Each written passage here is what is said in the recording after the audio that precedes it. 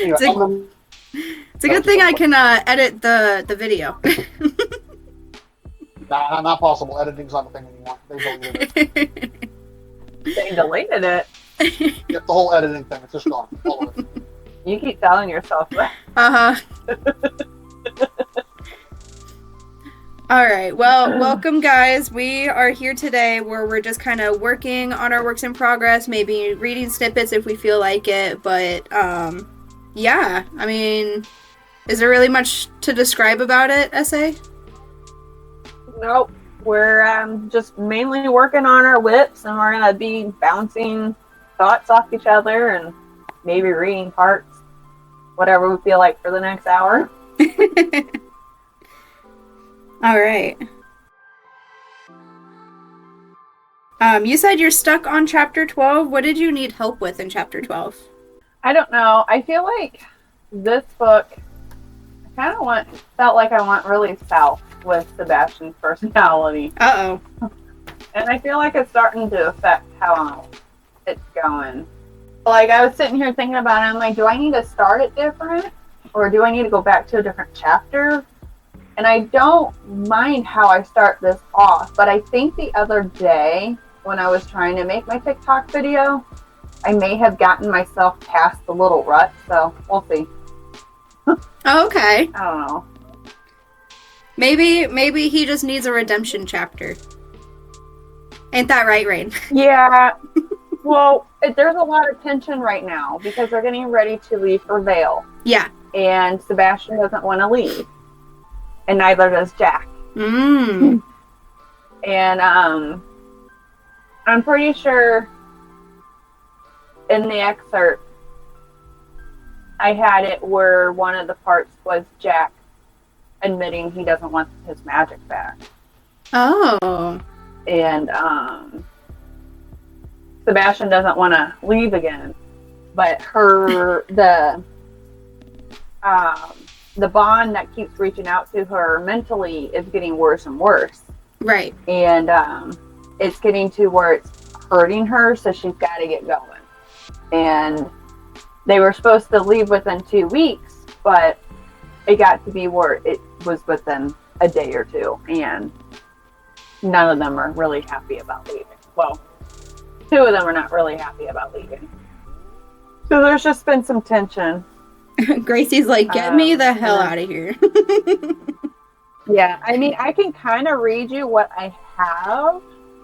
Because I sent you the part of the portion. Yeah, like the little excerpts. Snippet.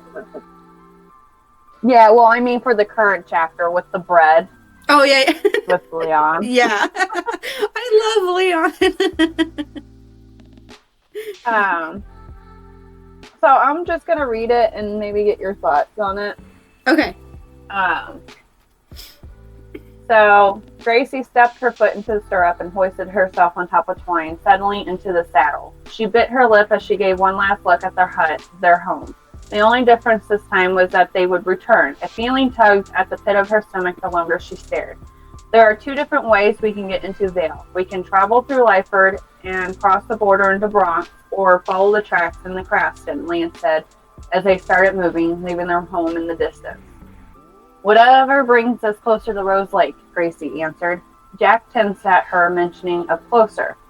I'm not positive of the location, but if I remember right from rumors, Craftston would be our best route, Lance said. Gracie traded a look with Sebastian, who wore a look of indifference. She sighed, letting her shoulders sag as her attention returned to Jack's back. Then Bronx it is. What? Sebastian whipped his head to look at her again. Why?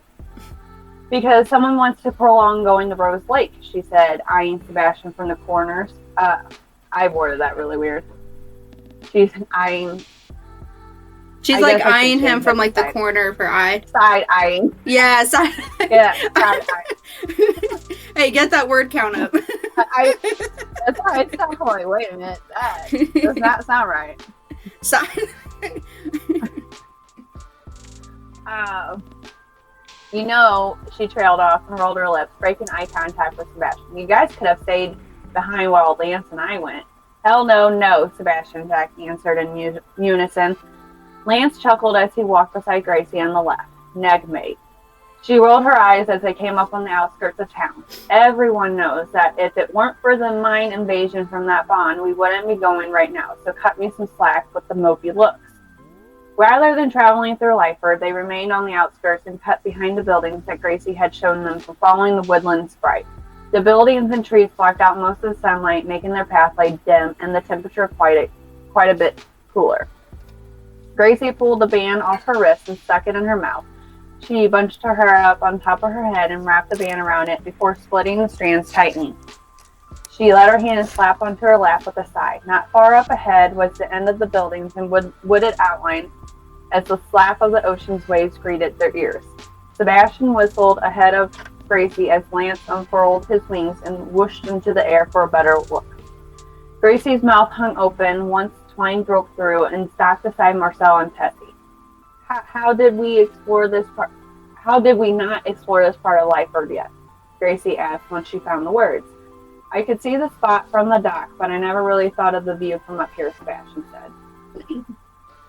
I didn't even realize we were climbing a hill, Jack commented as Tessie stumped the ground. Gracie nudged Twine toward the ledge and peered down at where the ocean crashed against the rock formation along the bottom of the cliffside. Well, she started, her eyes glued to the water. Lyford is a place on an incline if you think about it, so it makes sense. She shook her head and clicked for Twine to move when a noise caught her attention.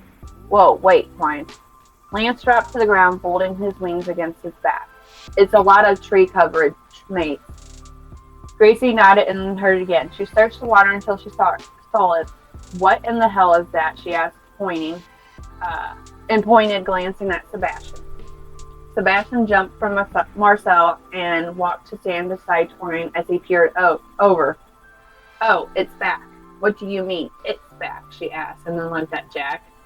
Beats me on what he's talking about, Jack said with a shrug. Sebastian scratched Twine between his eyes. There is a sea creature. No, before you ask, I don't know the name of it, he said. The old man told me it's popping up more often and closer to shore than normal. Did he say why? Lance asked. Sebastian turned and walked toward Marcel. No, he has no idea why. Should we worry? Gracie asked as she led Twine to stand beside Marcel, casting a quick look to where the sea creature was. I mean, it could be tied to this bond. I did get cornered by a dryad and a woodland sprite. The sprites aren't even from Statenton. It would make the most sense, Lance said. Beats the fuck out of me, Sebastian answered, and then clicked his tongue at Marcel. But we won't be here to find out. Gracie frowned at the venom laced in his tone. How long do you think it will take us to get to Bronx? A few days, give or take, and I hope you guys pack something warm. Lance extended his wings and pushed off the ground. Gracie grumbled under her breath that he could have mentioned that before they left. They traveled in silence for a while until they reached the woodlot of trees. Lance explained that the border between the countries was within the woodlot and that once they crossed it, Bronx would be about a day's ride away. Why don't we set camp now and rest, Jack said, and jumped off with Tessie after he stopped her. What? Why? Sebastian asked, circling Marcel. There's still plenty of daylight. Do I need a reason? I know that I definitely don't want to get stuck in land I'm not familiar with. When has that stopped you before? Gracie asked as she dismounted Twine. We did spend countless nights in Lewiston, and that's the worst country of the four we know. But we're from Lewiston, Jack said. We are not. You are, Gracie corrected, placing her hands on her hips, turning toward Lance. What do you think? Lance glanced at Jack and then back at her. Well, I do think we have plenty of light left, but I can see where he's coming from, mate. Sebastian sighed audibly and dismounted Marcel, leading him toward the other two horses where they were grazing. Then I guess we're camping here, Gracie said in a defeated tone.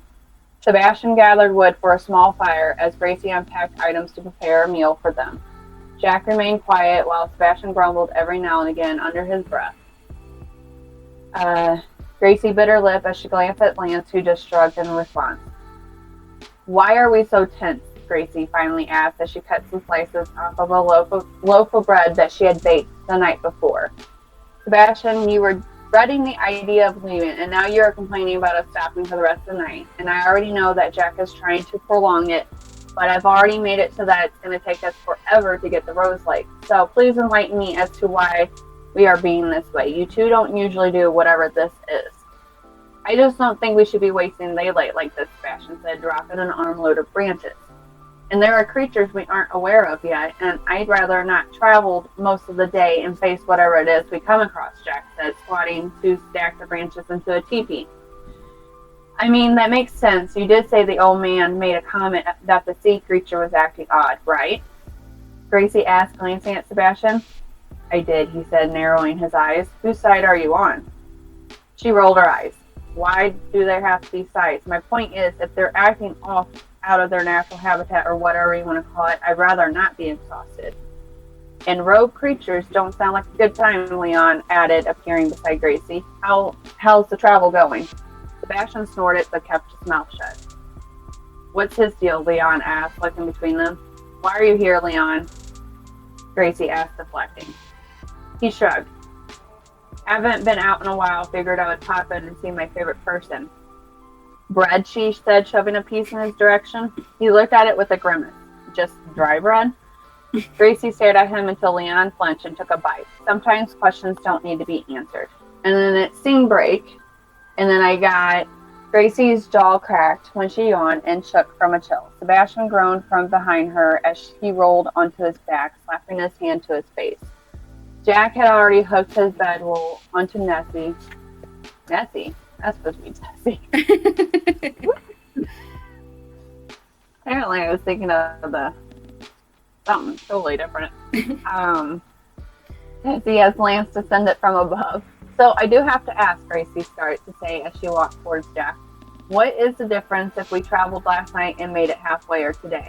Jack patted Tessie, turning to face her and Lance. As we discussed yesterday, we don't know what is out there. I would rather be rested and prepared than exhausted from the traveling we did, regardless of time.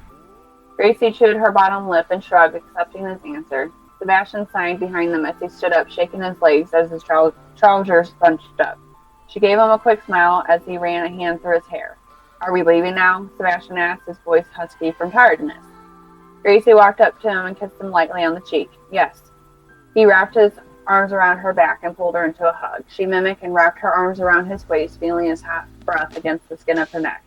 I love you, he mumbled. She nodded and licked her lips before saying I love you too, and that's where I stopped because the baby woke up. Aww. So I don't know. I don't know how I feel about what I've written. I'm trying to get it back up, where he's kind of going back up, but at the same time, I think of it as like foreshadowing. Right.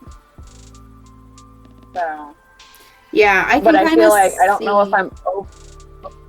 Out of the excerpts that you have read, do you feel like I'm overshadowing? Well, have that I was discussed with you what my plan was? That was chapter. What chapter was that you just finished? 12. That was 12. I don't Let me think look. I sent you anything from this. Oh yeah, you sent me the bread scene, and then all the way up to chapter 10. So, I think I sent you my own piece. I gotta add 11. I gotta find out what I sent you from 11, because I need to add it to the excerpt as well. And I think I'm only gonna go up to chapter 15 on the excerpts, and then stop there. Okay. What do you have? Because that's just where you stopped, right? So that's officially where. So where are they? They're trying to get from point A to point B. They have to do this long period of travel, right? And Jack and Sebastian are not on good terms because Jack wants it his way and Sebastian just wants to be there. No, I wouldn't say that. Okay. They're both mad for different reasons, and they're just kind of butting heads. Neither one of them wants to leave. Okay. So they're both throwing tantrums in their own way. Jack doesn't really see it as blaming Gracie. Sebastian kind of the way he talks about it, because that was one of the pieces I sent you, I think, from chapter 11. Let me find it real quick. Okay, I found the spot. I'm pretty sure I sent you. I do remember the bread? And he's like, just dry bread. Okay. Yeah. I found this part I read to you, or sent you, since you don't remember, I'll reread it. This is more like Sebastian's kind of chapter, so when I start off, it's behind Sebastian. Okay. Once he pulled himself together, Sebastian left the dock and headed home. He didn't hurry and he kept a leisurely pace. He took in the details of the path that he hadn't noticed before, the rocks and the trees. He wasn't a tree expert and had no idea what kind of trees they were, but they had large, thick trunks with full, vibrant green leaves. Why so glum? Jack asked, leaning against a tree as Sebastian passed by it. Sebastian stopped and shifted his attention. And you're not? Jack shrugged. For different reasons. Sebastian rubbed the back of his neck as he glanced down at the dirt. She doesn't have a choice. You can't be mad at her, Jack said. Sebastian looked up. I never said that I was mad at her. You don't have to. Jack pushed from the tree and took a few steps to stand before Sebastian. You make it obvious. Maybe I'm not ready to go, Sebastian said, raking a hand through his hair. I know that sounds selfish, seeing as I witness nightly the fucking terrors that damn bond or whatever it is puts her through. No one is stopping you from staying, Jack said, turning and walking away. I'm going, Sebastian said, following. Then I suggest you get over that grudge you're holding, Jack said. They walked in silence as Sebastian didn't want to argue. He stared at the back of Jack's head, noting how unruly his curls, the man's hair, had gotten over the months. Why do I feel like you're aiming daggers at my back? Jack asked over his shoulder. Sebastian gave a crooked smile. Maybe I am. Remember what I said, Jack said with an exaggerated sign at the end. She already feels guilty. The path transitioned to sand as they got closer to the hut. Where is she? Sebastian asked. Jack clasped his hand behind his head. Last I saw her, she was down by the shoreline. How long? Hours ago. Don't need to get snippy with me. All I did was ask, Sebastian grumbled and veered to the left of the hut past Jack. And I'm pretty sure that's what I sent you. Yeah, I do remember that part. So their reasoning for not wanting to go are completely different. While one blames one, or like Sebastian kind of is holding, and I kind of made it to where he's holding a grudge against her for numerous things. Like he goes, I don't know. It's really hard explaining without you actually reading what you have. Which right. I might invite you to document it. I haven't invited anyone yet to it, but it might help getting a second opinion of someone who's going to actually be able to help me. But I have it where Sebastian's really mopey so far. Mm-hmm. Kind of like he's grudge holding, kind of guilt-ridden. I have a chapter where he goes back to Flynn and it didn't go well, which is one of the part of the excerpts, I think, between him and his dad. Yeah. So I don't know. I'm kind of wondering if I need to like rewrite a chapter or something. You know, I'm gonna go ahead. I'm gonna send you an invite to this. Okay. And you can just, when you have time, kind of view through it. I'm also kind of wondering too, because it could go about, and it would depend on how you're trying to have your story go. I could see it as like, we know Sebastian's the type of person to kind of hold in his emotions, and that causes his magic to go haywire. And either we can get a chapter where he just kind of like explodes on everybody, and he is like struggling to like keep his magic calm. And like at the end of the chapter, when they finally figure it out, if they do, then maybe like he just kind of like, I don't know. I think it would be really interesting to see Sebastian just kind of crumble. I don't know, but that's me. So let me see. Either that or Leon's the good guy, and I love him, and he's just kind of like, hey, what's up, bud? So chapter 4 is where they do their spicy stuff. And that's when it all starts kind of going down. I do have to ask, this is not edited. I have not gone back to really fix things, and I noticed that there's some things I need to fix. So just kind of overlook that. Okay. Can you do get in here and look? Yeah, you're fine. I will not put comments. I will wait till you're closer. You can text. Yeah, I mean, if you want to just put a comment instead of editing, that's fine. Yeah. Or you can even just text me your comments too. Okay. So it'd make it easier with me reading that chapter. Why I'm feeling how I am. Right. And I would ask Rain for his opinion, but since he hasn't even read the first book, I don't know. Do you have an opinion? Rain, we know you're there. He's boycotting us. I know. Also, the fact, Rain, that I now have to, the first chat you put in for this session, I have to put a box over, so thank you for that. I just read what he was typing. I'm not reading that out loud. No, I'm not either. I have to put a box over in editing. For anybody listening on Spotify for the Vocal Podcast, we will not tell you what it says. You can't. How are you gonna read the new one without reading the first one? Yeah. And given Axel's little announcement yesterday, had HJ texting me saying, I need to buy your book this week. That's exciting. I own you bought it? The old one. It's not old. It's old now.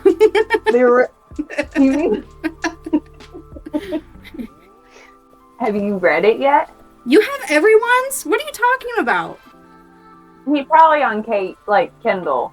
Yeah, it's got to be on Kindle because I have not had any singular print copies at all. What? Yeah, it's all digital. I don't have the money for physical. Okay. I'm broke bitch. But I did buy everybody's books back when we first created the group. The only one I don't own is Pandora's New One. So. Yeah, I still need to buy that one too. I have a lot of people's on KU. I bought PCs. I bought Ren on both.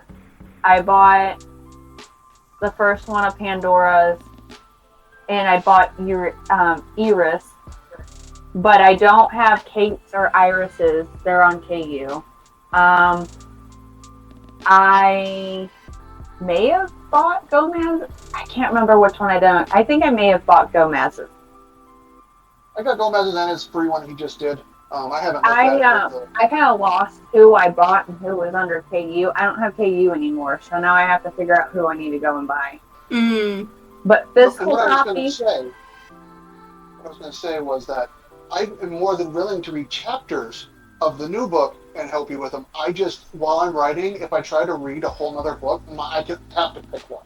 I can't do both. I can't write and read at the same time. Otherwise, my brain goes, stories not working. Please stop. That's why I haven't been working on my fan fiction, because I can't do both. I have to focus one or the other. That's fair. As for physical copies, though, when they arrive, Ren's is my first. And then my plan is to buy Iris's next. Her number 1 and 2. And then I'm just going to make my way down the list. So I didn't know that's how you're supposed to pronounce her name, because I've always just been calling her Iris. What did I say? Iris? That's just what I don't know. Oh. I think that's what the villainess kept calling her too, was Iris. So that's what I just say. Yeah, I don't know. I thought it was Iris. I don't know. Anyway, I think you guys are doing. I just wanted to say that I would be more than willing if you want to send me chapter, you can read it and let me. Other than that, at the moment, until I stop writing and take a break from writing again. Well, I know you're in your vibe, so I'll let you do your writing first, and I'll see. I will just have Ren look over it and see what her thoughts are, and if we think we need to reach out to more people, you'll be my first.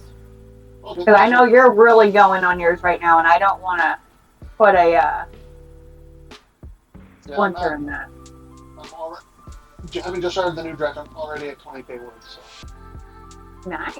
Very nice. I'm behind on reading it. I still got to read everything you put. I have not yet.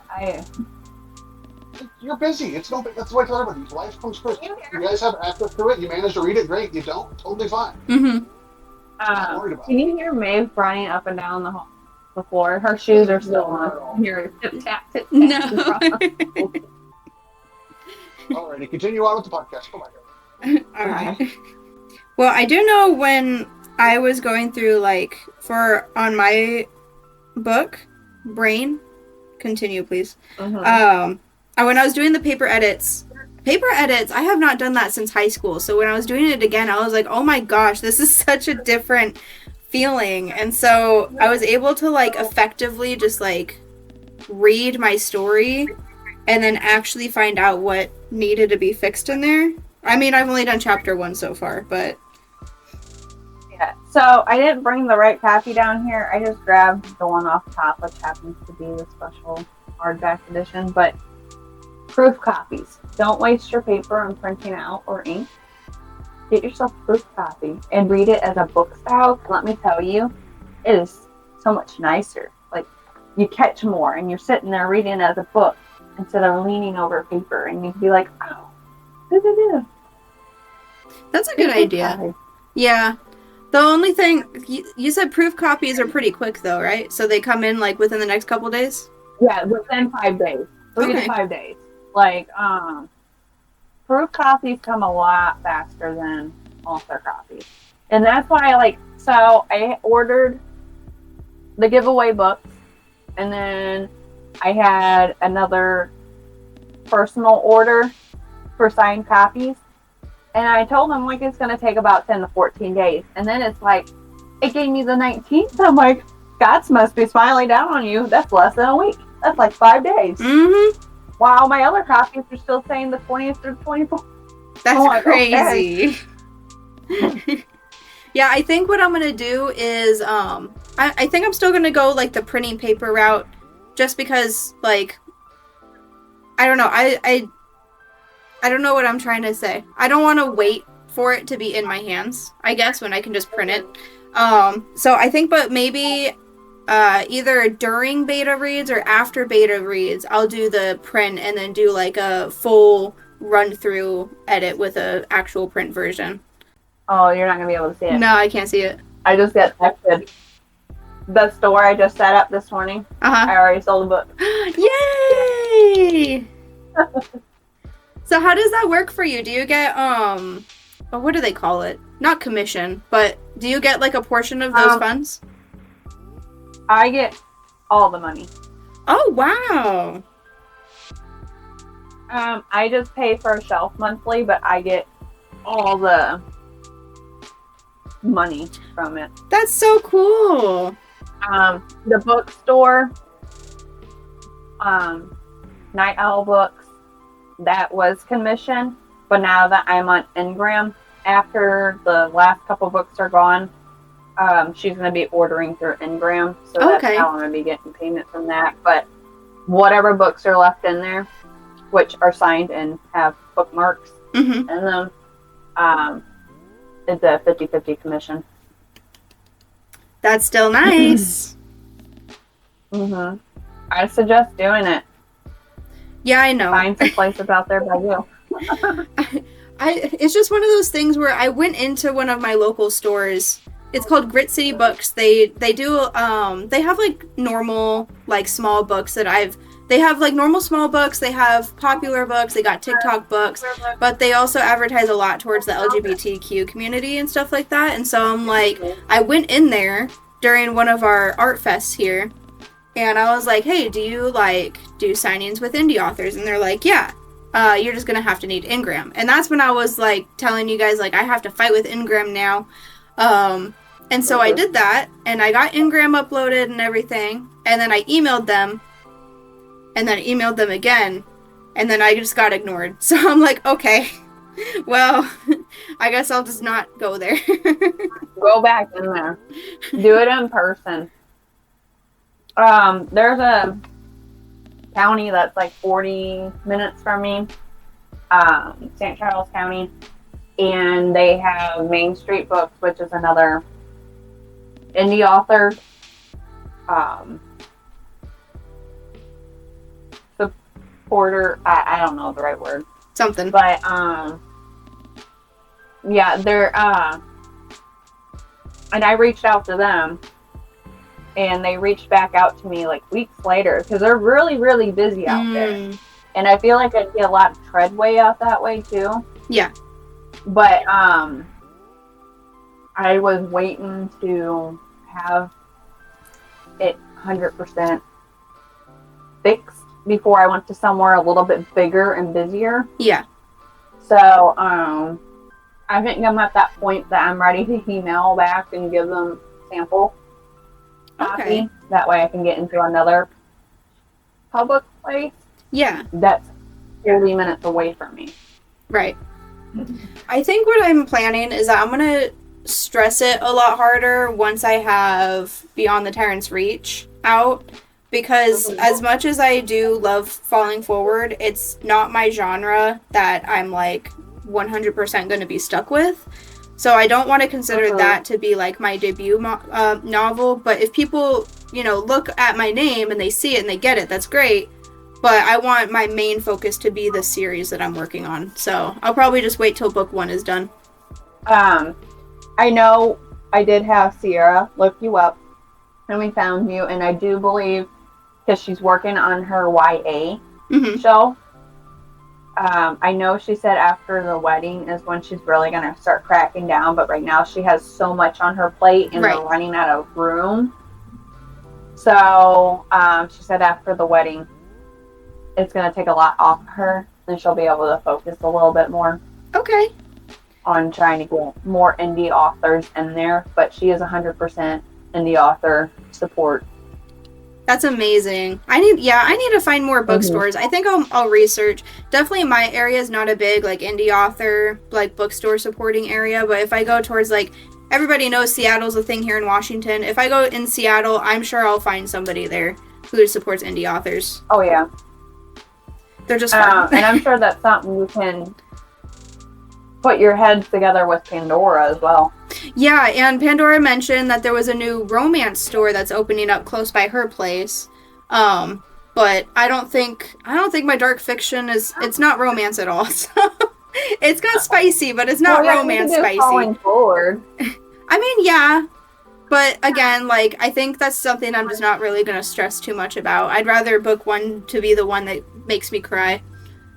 Because I can't stress it enough. While I am waiting for edits, though, I have started writing book 2, at least. It could be Willow, hint, hint. It's not Willow. It is not. Where is it? I got too many. It's going to be so much easier looking at my drive. Why am I looking at just the Word documents? Okay, so book 2. As we all know, Leyland's goal is to get to Athelgard, which is the other realm. So that's where most of the series is going to take place. Book 1 is all like a prelogue to all of it. And so book 2 is where I'm like really excited for. It's going to be I think it's probably going to be the biggest book in the series, but it's called The Fire Silent Vow. And I just want to read you guys this excerpt of when she meets my main side female character, who is my favorite. And this is where I'm like, you might think that she's Kim.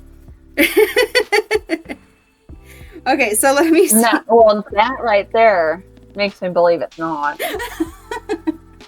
When I visualize her, it's just Kim. No, so, let me see where I can find it. So it goes, oh, hold on. I described the coachman. It took me a long time to describe him because he's literal goat head. Like in not One Piece, in Fairy Tail, when you have Capricorn, that's what I visualized was Capricorn with his goat face. So it goes, I'll start here. What's going on, Eric?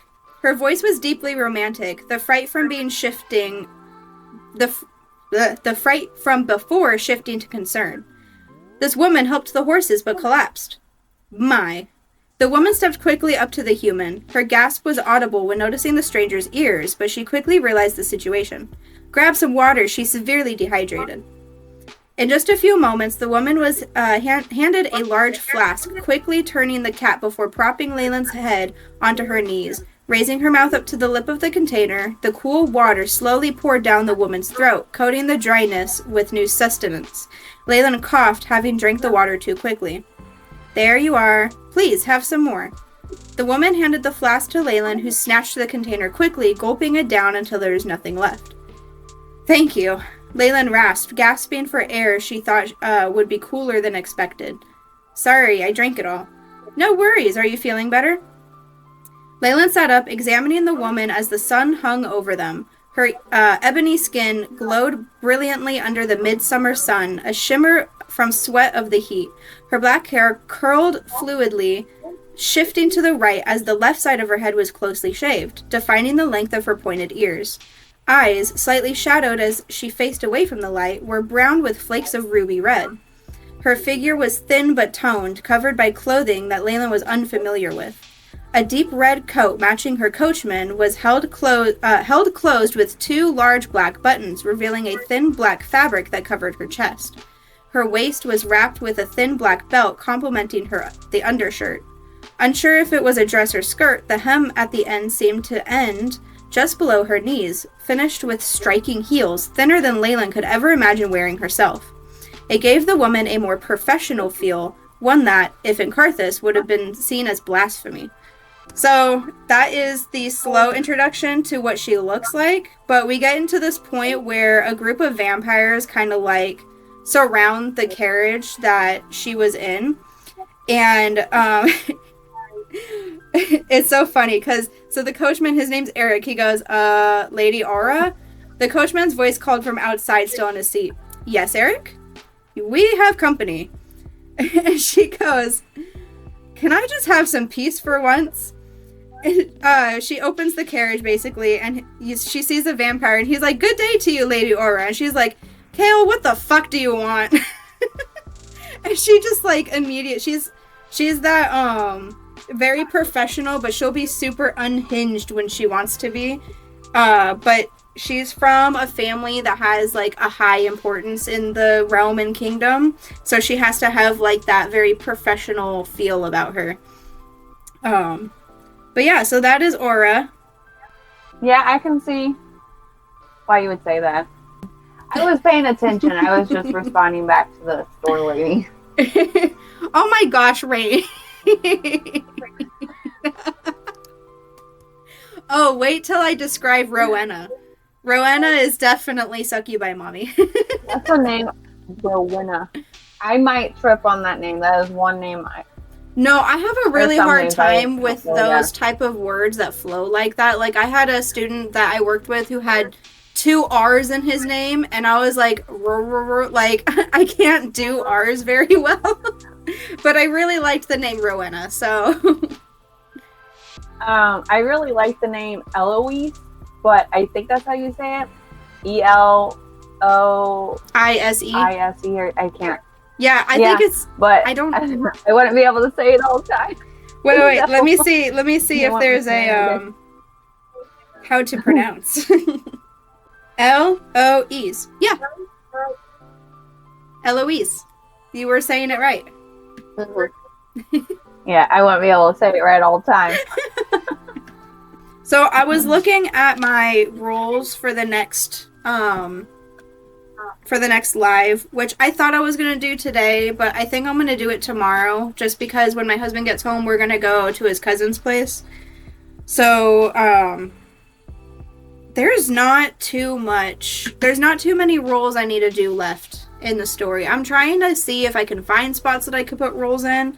Like, there's a scene when they go to a tavern, and I'm like, I think we can roll for intelligence, because I want to know if I can make it, how drunk does she get?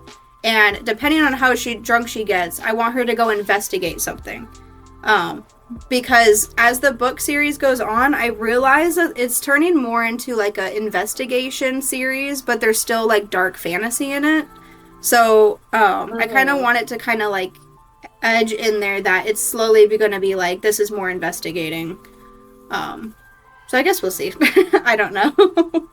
So you said there's 5 books?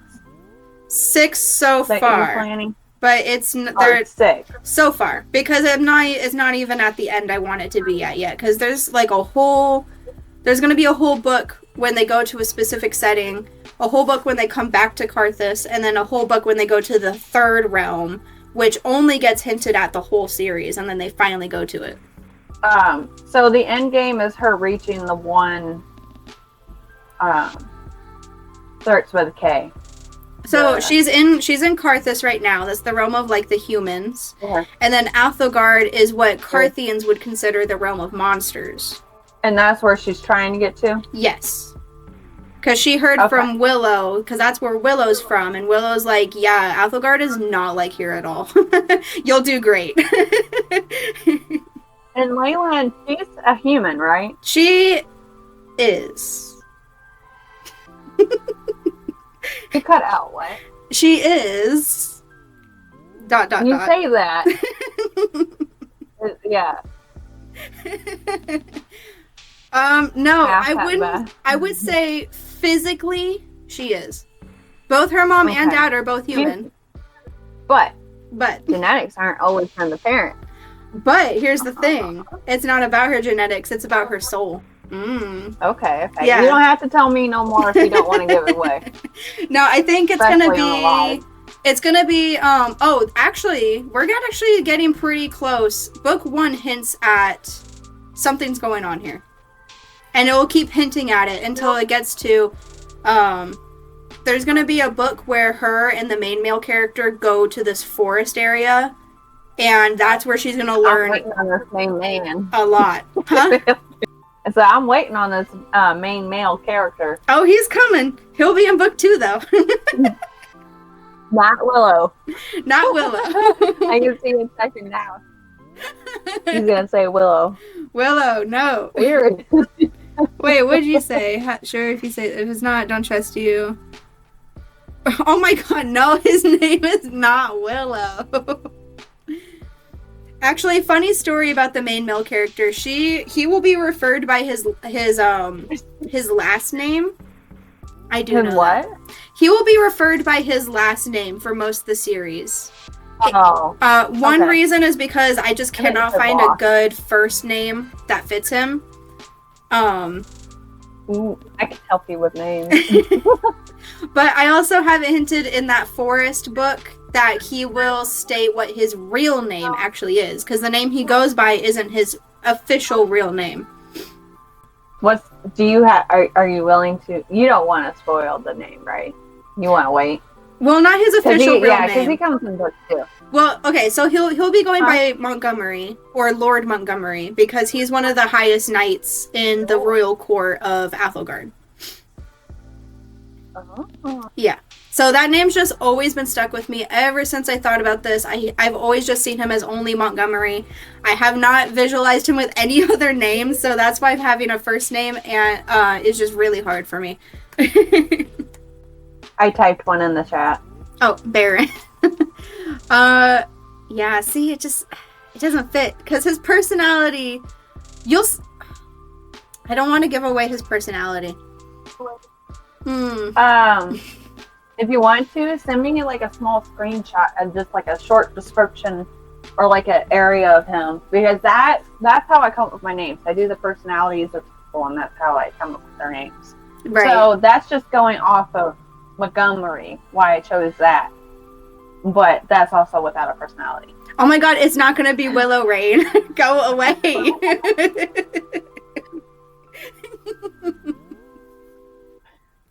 Oh my gosh. He's really stuck on Willow. I thought you liked Rin. What's up with that? Oh no, where'd my mouse go? Oh my goodness. Did I miss that part? No, he said Willow and Leyland? So there's on the cheek. No, they did not kiss. Oh my gosh. No, I'll read you. It on the cheek. I'll read you the spot that he's talking about between Leyland and Willow. Okay, yeah, because I may have missed that part. Like, what chapter is it in? It was chapter 10, I believe. Oh my gosh, take me to... That may have been the night I lasted literally 15, 20 minutes and fell asleep. So, yeah. No, you're so good. When you start back up, and I think I missed the tail end of the other one, so when you did yours last night, I was so confused where you were starting off at. Oh, you're okay. Let me see. I'm gonna... No, do what I want, please. You said the word kiss. Okay, so here's the excerpt from that where they're kind of in a cave and Flint and Willow took a nap while Leyland took first watch. She's kind of like having an inner like crisis where she's like, I never like unalived anybody before, blah, blah, blah. And then Willow wakes up and is just kind of like sitting with her and is like, you should sleep. And Leyland's like, I can't. And so Willow's like, okay. So she sits down next to her and she goes, oh. Willow rubbed her eye, forcing herself to fight the tired away. Well, I think it's my turn to take watch if you want to try. Maybe you should try to sleep a little longer. You don't look quite awake yet to be alert enough for anything. A small smirk caressed Leyland's lips as Willow stuck her tongue out. They both shared whispered giggles, but neither moved. The elf's warmth was calming. What aspirations do you have after all this? Aspirations? Yeah, like any goals or anything you want to do? Leyland shook her head. I've only ever thought about fleeing the castle. After that, I didn't know. Willow gave a small hum, thinking for a moment. Well, I've thought about it, and I can see you having a good life in Athelgard. Oh? Yep. I see you working in a small establishment and maybe finding love and getting married. But of course, they would have to be someone who cares deeply about you and for who you are, not what you are. All of this with a big smile on your face. Willow stretched the corner of her mouth up into a bigger smile than she could muster herself. Leyland chuckled, but felt her heart swell at the idea before faltering. Well, unfortunately, I don't think I'm a good applicant in the love area. She reached over to touch her own shoulder, just enough that her fingertips grazed the top of the shoulder blade. I'm damaged goods, too used and worn. I'm barren. No one would want someone like me, not anymore. The wood elf's eyes cut into Leyland like an axe, but the human didn't flinch at her reaction. One thing that did surprise her was how Willow held Leyland's free hand close to her own face. Well, I've thought you to be the most beautiful person I've met, in both realms. A small touch of heat kissed Leyland's cheeks, but she didn't pull back, unknowing of how to respond. The moment I saw you, there was just something about your presence. We all felt it, especially when you joined us in the slave quarters. It was like a magnet pulling us all closer. Do you want to know a secret? The bashful human could only offer a nod in the moonlight. Willow's face softened, a warming and welcoming smile on her lips. You have been our beacon of hope. Okay, that wasn't a real kiss, Rain. Yeah, that wasn't a kiss. Like the heat on her cheeks, like she's blushing. I heard what I wanted to. Okay, believe what you will, Rain, but that's a blush. She was blushing. I will. Oh, you... No, I'm not gonna... No, you know what? I'm not gonna give you any more. You're gonna have to wait for book 2, where Leyland does question her sexuality, so you're gonna have to wait. Oh my gosh, no. Succubi Mommy is MMC. I swear. Unfortunately, Rowena... Well, Aura will get a lot of screen time. Rowena will get a little bit of screen time in book 1, and then she's kind of like not there as much in the rest of the series, but she'll be there in the background. Fine, if Leyland doesn't want her, I'll take her. You're gonna be very mad at me. You're gonna be very mad at me of who gets to have Aura. Because I already have it planned out. And who I think it is? Who I'm thinking? I think you figured it out. I'll keep that to myself. I won't say the voodoo name for Rain. Redemption.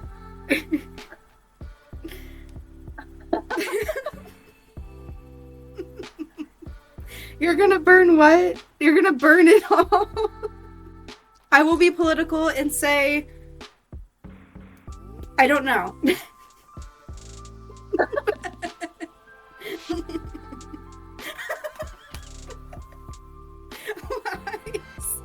Not lies in all caps. That's crazy.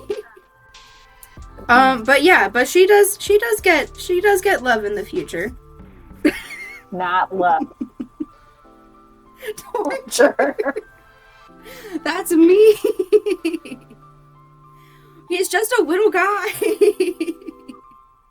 I will say though, with the help of listening to the K-pop Demon Hunters I'll Be Your Idol song, I think the main male villain, because the main villain is a female, and her sidekick is a male. Okay. I'm gonna have a lot of fun with that one, because he's gonna definitely be like he's the Loki, he's the trickster of like everything. I have him literally labeled as the puppeteer. So, however, I have decided her dad is the problem. Axel is not as bad. Aww, so Axel went down the totem pole of your hatred? That's so sweet. Wait till you get to the very last chapter. Yeah, you're right. It's not very far. No, we're not far at all. Like, but honestly, progress. We'll probably do chapters 12 and Lies rank 3. Wait, then who's the top two? Who's two? Oh, I mean the prince, right? The prince is probably number 1. Yeah, the prince is the prince number 1, or would you say the prince is number 2? So I don't know anything about the prince. So imagine the prince as just a maniacal asshole the whole time. He takes pleasure out of just tormenting and torturing people. What chapter did he come into? Is it probably one I wasn't here for? Yeah, just chapter 1. 1? Yeah, I wasn't here for that. I didn't come in until you did like chapter 3 or 4. Ooh, you know, the prince doesn't get ranked. He's just dead already. He's dead. Not yet. Number 1 is her father. Number 2 is the guard captain's son. Captain Jim's son. Oh, Emmerich? Yeah, huh? He's 2? And then Axel. Yeah. Yes, 2. That's what they're, and then immediately betrays her. Yes. What do you mean 2? But the prince, though. Dead. Stabbing, stab. He's not dead yet. He'll be dead in like way in the future. How are you gonna survive? Dead man walking, though. Because you said her dad gets a redemption arc. Axel gets a redemption arc, and I haven't heard about Emmerich, but I'm guessing with your tendency, he gets a redemption arc. Okay, let me just say this. Emmerich, I'm being very honest right now. I actually do not have a solid plan for him yet, but I do plan on reintroducing him back when Leyland and her crew, her different crew, comes back to Karthus. So he will be reintroduced. Different crew. And by that time, he'll have been castrated. By that time, there will be a lot of things that have changed. Well, if he's been castrated, he is no longer hated. If he hasn't been, I still want to stab him in the throat. I could read you the new excerpt from chapter 1 that you guys didn't get to read, that the prince says to Leyland before the end of chapter 1. I don't know, is it going to make me cry? No, it'll make you hate him more. Look, I don't know. Me wanting him actually dead can be any worse than it already. I mean... But go ahead. Okay. Alright. With Axel out of the room, she was once again alone in her own thoughts. Thinking of the life she could be facing if she were to marry the prince brought a deep dread through her. He was the polar opposite to his sister, but still seemed so drawn to Leyland in a primal sense. As if summoning him with her thoughts, the door had creaked open, jolting her where she sat. The box... There's no essay or... There's no, like, assault or anything in this. It's just him being an asshole. The box in her hand... Wait. Whoa. The door creaked open, jolting her where she sat. The box in her hands was quickly hidden under the pillow to keep from unwanted attention. Her dread had filled to the brim as Draxton's steady footfall echoed through her ears. My, only 3 days away. Quite exciting, is it not? His slithering voice caused her throat to close. Draxton noticed how her jaw clenched, a smirk forming along his thin lips. Are you curious, little bug, to know what I plan for when we bed? Little bug, a name he had given her since their first meeting as children. Leyland was a year older, but he had always been taller, a trait he had gotten from his father. Draxton's figure towered over her as she sat on her bed, his shadow darkening her vision. He leaned closer, a hand grabbing at her throat, tight, but loose enough for her to breathe through clenched teeth. You answer when spoken to. What do you plan? Leyland's voice quivered. The prince's tone lowered, his lips grazing her ear while his lingering stale ale scent made her stomach queasy. I've heard the things that those Neanderthals got to do with you. I plan on pleasuring you until you can't think straight. Our first night will last long enough for us to hear the calls of the morning roosters. I'll make sure you're so full of me that you will want no one else. You will be mine and mine alone. Even with his words scorching her ears, something had clicked within Leyland. His words were meant to demoralize her, meant to dehumanize her very existence.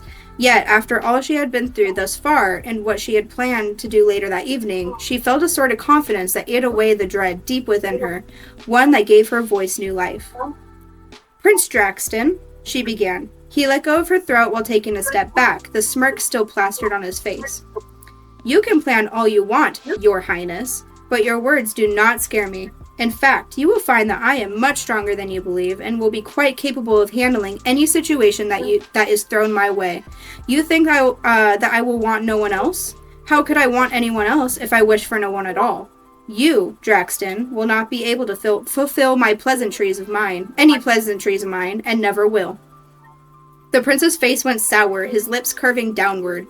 He lifted a hand, preparing to strike her on the same cheek her father had already made slightly swollen, but refrained. Her eyes stared deep into him, instilling a new type of confidence he had never seen from the woman before. With a deep growl, he placed fisted hands at his side. However, realizing his status, he gave a short cough, changing his posture to be more regal, hands placed behind his back. I suppose we will see about that, little bug. 3 days' time, and we shall see where those words get put. With a swift turn on his heel, he stepped to the door. Draxton had paused for a moment, a hand placed on the knob. Glancing over his shoulder, his eyes caught Leyland's face, still holding the same expression, never faltering. He scoffed while leaving, slamming the door behind him. So that's a little bit of Draxton for you. So which one's that? Because the one that you guys were talking about was Emmerich, right? So Emmerich is the one that I did my very first spicy scene on. Is that the one I read? Yeah. Yeah. Okay, so that's Emmerich. That's Emmerich. Wait, you didn't? Yeah, because you didn't read the one with Leatherman, right? Horace? No, I think I did. Okay. I did read the Leatherman too. Okay, so you did read both of them. Yeah. Yeah, so Emmerich was my very first spicy scene, so that was very interesting. But yeah, so Rain does not like Emmerich because I did kind of hint to him of like what I'm planning with Emmerich. And I know Leatherman is who everyone keeps saying that they want husband material from. Yeah, and I don't know why, because she literally just met him. I think it's because he's literally like, the way I ruled it is that he's sweet to her, right? So they just kind of meet. He's all decked out in leather. He works as someone who guards the slaves in the slave trading area. And she goes up to him because she has no money for this inn. And she's like, look, I'll do anything. Absolutely anything. If you can just get us a room, please. And he's just like, okay. So, like, and he does, like, admit to her when they're in the room by themselves that he's not really into, like, full intimacy, but he would still like to help give her a sense of relief because she looks like she needs it, and then she accepts it, so. I remember. Yeah. So maybe they just like him because the fact that, you know, he's just a sweet guy. Hit it and quit it, douchebag. Mm-hmm. One of the only characters that's not an asshat. Wait, you're talking about the captain? Oh, no, you're talking about Leatherman. Sorry. My brain was not processing it, because I was literally reading, planning you had me read the scene so I could help with his dad's name, who is now Captain Jim. Because we both agreed that he is actually Jim Carrey, so he's Captain Jim. There you go. Is there anything else that you needed help on your work in progress?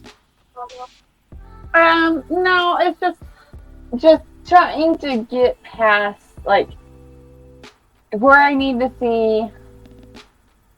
I don't know. I just feel like I'm kind of screwing up Sebastian's personality, and I need a second opinion.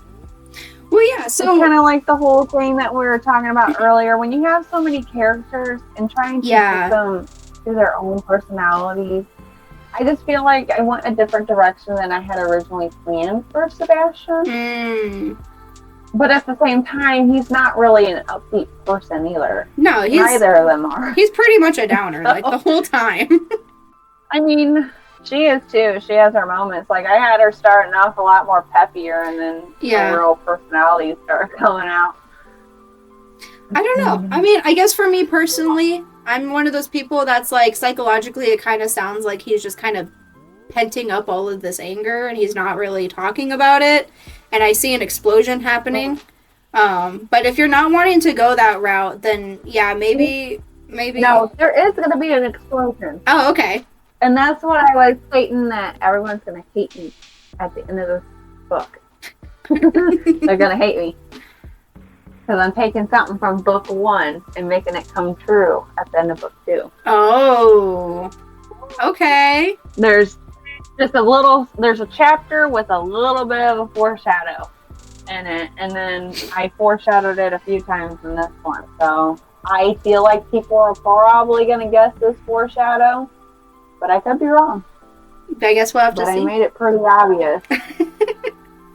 I'm sure once you start reading through, you'll probably pick up on what the foreshadow. Yeah, I'm hoping so, because now that I hopefully know where you place your foreshadowings at, because I had no idea who the villain was at all in book 1 until you were like, no, I mentioned him here. And I'm like, oh my gosh. So, book 2 is... it's focused on the country of Vale, which my husband helped me come up with that name. Very nice. From RuneScape. But, so, let me see. So, in this one, they're going to go, there's dragons in it. I'm going to bring in a lot more creatures. Like, so far, I brought in woodland sprites.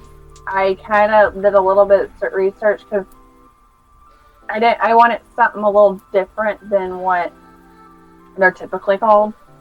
So I went with woodland sprites, and then I have the dryad tree, which I had fun writing that little scene. It was interesting. Dwarves are going to be in it. Dragons are going to be in it. They're going to run into a few more phalluses. Fawns. So the sea creature that they were seeing, I don't think I have it in here. I don't. Like a sea serpent. Oh, okay. The other name for it off the top of my head. Yeah. And then, like, I have other ones written down that I wanted to use, but I'm unsure if I'm going to be able to incorporate them, so I might have to go a different route. But I think fawns are going to be coming into this chapter I'm currently working on. Okay. Because they are associated with countryside and pastured and forests, and they're getting ready to walk through the big forest that is separating the two countries at the bottom. So in my world, I don't have an actual official name for the world, but there is 4 countries. There is Battenton, Leviston, Vale, and Fron. Oh, okay. So Leviston's the black country of the world. It's where a lot of the bad stuff happens. Vale is more of like the cooler, I guess more like, kind of hard to explain. Like there's a mountainside, a lake, and it's more where the creatures are inhibited. And which I'll bring up in here, certain creatures cannot cross into other countries. Oh, As okay. it is banned. So in book 3, one of the dragons crosses over into another country they're not supposed to be in. Ooh. So Statenton's actually running out, is getting overran by non-magicians. So a lot of the people who have the magical force are starting to migrate down to the country of Thrawn, because that's where all the magical jobs are. So in book 3, there will be more focus on Thrawn. And like right now, I have a map, and I think the map for book 2 is going to be focused more details on the country of Vale, and then in book 4 is going to be focused more on the country of Thrawn, because that's where they're going to be traveling through Thrawn due to a scenario. Oh. And of course, Hollis comes back in book 3 too, which I'm excited for that. But yeah, book 2. There's dragon hunters. There's what? So, dragon hunters. Oh, dragon hunters. Which is why the Bond keeps reaching out to Gracie.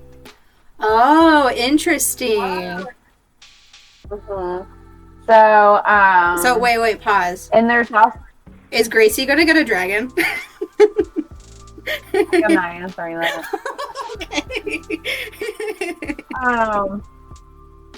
So there is, I don't know if I've mentioned to you or not, but there is a character in Fool's Haven that is just briefly a sentence mentioned who will be playing a part in book 2. Oh, okay. Is it someone from the? Is it someone from the orphanage? No. Oh, okay. From Leviston. Oh, okay. I can't think of who was mentioned. Okay, so I will just... It's the chapter of Sebastian and Lance when they're looking for where Gracie and Jack were taken to. Oh, it's all the way near the end. There. Okay, I'll have to look that up then. Yeah, it is literally just a sentence. It's not. No one really mentioned what that character is being brought in. Oh boy, that's so exciting! Open this. Yeah. So the hunter group that's going to be mentioned is called the Reaper's Call. Ooh. Their names are Lucas, Darla, Graham, and Finn. I'm excited. Yeah. So I think also too why I'm so struggling, because this is kind of like a filler chapter. It's just trying to get to the point we need to get when more action starts. And I think that's why I'm struggling with it, because I gotta just find things to fill it with, because at the moment there's not much they can do. Yeah. I mean, I guess I could always scene skip, but I don't think that's the route I want to go. Yeah. I know some people, like, way back when I was in other author groups on Facebook, some people would mention, like, if you're stuck on a chapter, just go start writing the other chapter, and then maybe something will spark of, like, oh, this is how they can get to this point now. So maybe that could be something that you try. Yeah, I might have to just skip this part, but like I said, I want the fun to come in, so I might have to just skip the part.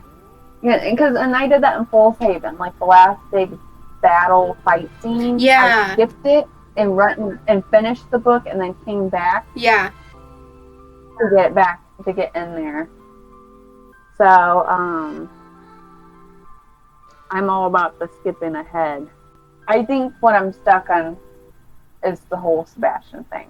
So when you get a chance, just kind of skim through those chapters and see if you get the same feel as I do. Right. Or maybe it's just me.